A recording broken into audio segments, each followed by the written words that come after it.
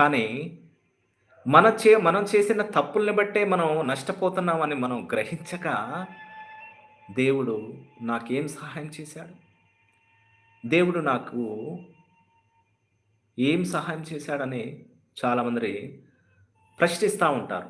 దేవుణ్ణి ప్రశ్నించాలంటే ఫస్ట్ నీ హృదయాన్ని నువ్వు పరీక్షించుకో. నువ్వు చేస్తుంది, నీ జీవితం ఎలా ఉంది? నీ హృదయం ఎలా ఉంది? పాపంతో నింపుకున్న హృదయం ఉదయం లేచిన దగ్గర నుంచి నైటు పడుకునే వరకు కూడా ఎన్నో రకాల తప్పులు, ఎన్నో రకాల పాపాలు, లేజినెస్,